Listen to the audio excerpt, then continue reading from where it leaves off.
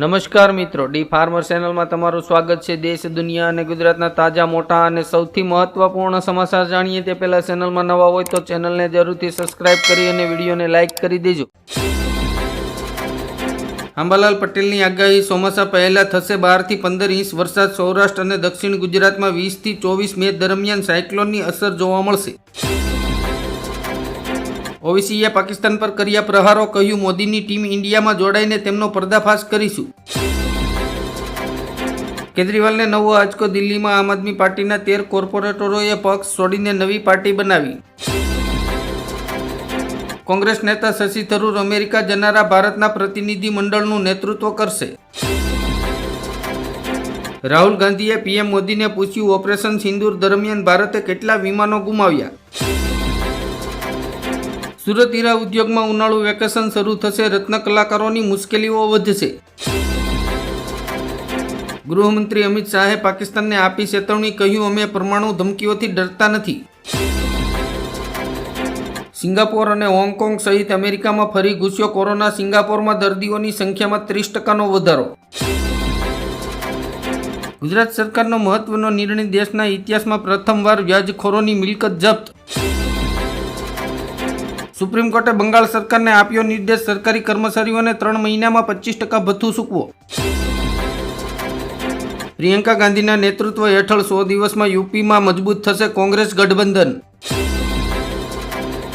પાકિસ્તાનનો નવો પેત્રો, પીઓકે બસાવવા ચીનને કાશ્મીર વિવાદમાં ઢસડ્યું। ટ્રમ્પની હવે અમેરિકાથી મોકલવામાં આવતા પૈસા પર પડી ખરાબ નજર, 5% ટેરિફ લાદવાનો મુક્યો પ્રસ્તાવ।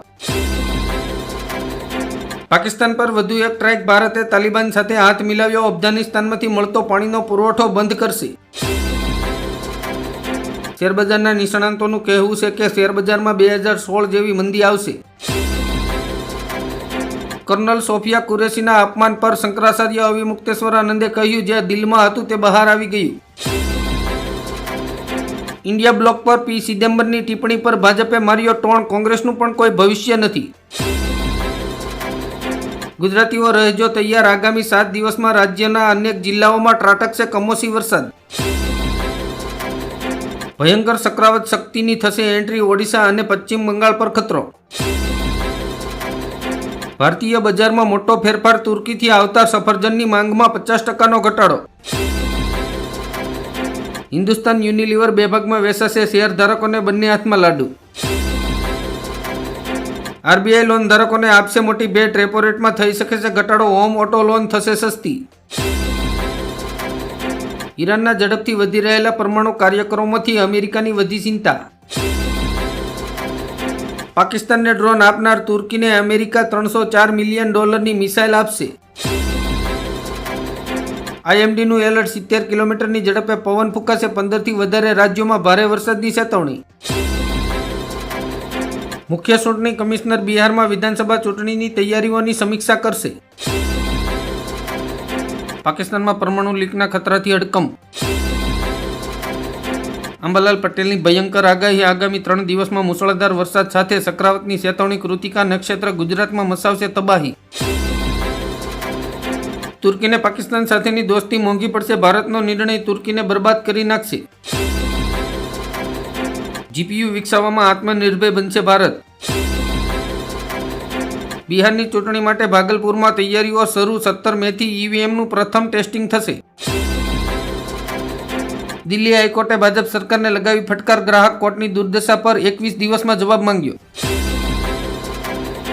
શશી થરૂરે લક્ષ્મણ રેખા પાર કરીને પીએમ મોદીના વખાણ કર્યા તો કોંગ્રેસ હાઈકમાન્ડ થયા નારાજ। મમતા સરકારની મોટી જાહેરાત, બરતરફ કરાયેલા ગ્રુપ સીડી કર્મચારીઓને દર મહિને ભથ્થું। ડોનાલ્ડ ટ્રમ્પે ટીમ કુકને કહ્યું, ભારતમાં આઈફોન બનાવવાની જરૂર નથી, અમેરિકામાં પ્રોડક્શન વધારો। ભારતનો પાકિસ્તાનને વધુ એક ઝટકો, એમેઝોન ફ્લિપકાર્ટ પર નહીં વેચી શકે પાકિસ્તાની સામાન।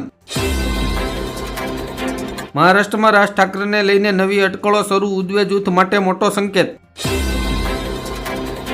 ઓપરેશન સિંદૂર બાદ ભારતે વધાર્યું ડિફેન્સ બજેટ, 2029 સુધીમાં 3 લાખ કરોડ રૂપિયાનો વધારો।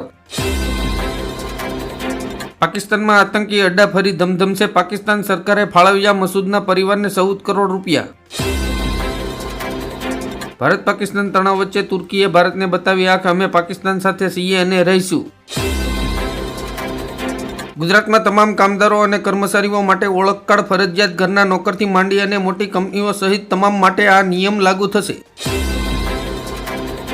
પાકિસ્તાન સાથે તણાવ વચ્ચે વિદેશ મંત્રી એસ જયશંકરની સુરક્ષામાં ખાસ બુલેટપ્રૂફ કાર સામેલ કરવામાં આવી. ઓપરેશન સિંદૂર બાદ ગુજરાત પહોંચશે રક્ષામંત્રી રાજનાથસિંહ. ભુજ એરબેઝની લેશે મુલાકાત. ખતરનાક આતંકી સંગઠનના પ્રમુખ અલ શાહ સાથે ટ્રમ્પની મુલાકાતથી અમેરિકામાં ખળભળાટ. ઇન્દ્રનીલ રાજ્યગુરુએ કહ્યું, ભારતની તાકાત સાબિત કરવાના સમયે ત્રીજા દેશની મધ્યસ્થી સ્વીકારવી તે મૂર્ખામી છે. બલુચ નેતાઓએ આઝાદીની કરી જાહેરાત. કહ્યું, પાકિસ્તાને તાત્કાલિક POK છોડી દેવું જોઈએ. નૈઋત્યના ચોમાસાની બંગાળની ખાડીમાં વિધિવત એન્ટ્રી. ગુજરાતમાં તોફાની પવન સાથે ભારે વરસાદની આગાહી. બીજા દેશોમાં શાંતિ રાખવાની વાત કરતા ડોનાલ્ડ ટ્રમ્પે ઈરાનને યુદ્ધની ધમકી આપી.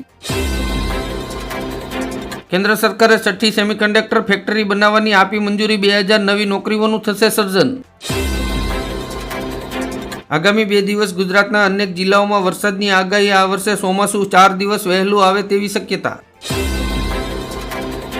બંગાળની ખાડીમાં ચક્રવાત શક્તિ રસાઈ રહ્યું છે. IMDએ કર્ણાટક માટે યલો એલર્ટ જાહેર કર્યું.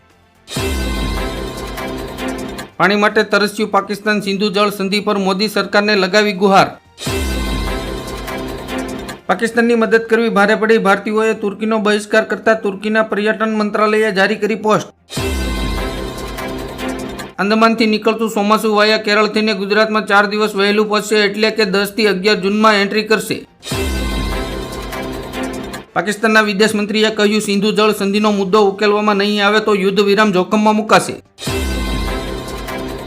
ટ્રમ્પે દવાની કિંમતોમાં તોતિંગ ઘટાડો કરતા ભારતીય દવા બજાર માંદું પડશે. PM મોદીના સંબોધન બાદ પાકિસ્તાન ઘૂંટણીએ. આ 3 મુદ્દાઓ પર વાતચીત કરવા પાકિસ્તાન તૈયાર. કાશ્મીર, આતંકવાદ અને બલુચિસ્તાન. ધારીમાં પાકિસ્તાન કનેક્શન ધરાવતા મૌલવીની મદ્રેસા પર બુલડોઝર ફરી વળ્યું. આતંકવાદ સામે ફરી થઈ શકે છે મોટી કાર્યવાહી. ઓપરેશન સિંદૂરની સફળતા બાદ આજે મોદી કેબિનેટની બેઠકમાં લેવાશે મોટો નિર્ણય. વિદેશ મંત્રાલયના પ્રવક્તા રણધીર જયસ્વાલે કહ્યું, પાકિસ્તાન આતંકવાદને ટેકો આપવાનું બંધ ન કરે ત્યાં સુધી સિંધુ જળ સંધિ સ્થગિત. ડોનાલ્ડ ટ્રમ્પને ભારતનો જડબાતોડ જવાબ. વિદેશ મંત્રાલયે કહ્યું, કાશ્મીર પર બીજા દેશની મધ્યસ્થી સ્વીકાર્ય નથી. ખેડૂતો માટે સારા સમાચાર. કમોસમી વરસાદના પગલે કૃષિ વિભાગે નુકસાનના સર્વે માટે આપ્યો આદેશ. રાજ્ય સરકાર દ્વારા સરકારી અધિકારીઓના નાસ્તા અને ભોજનના ખર્ચમાં 150% વધારો કરવામાં આવ્યો.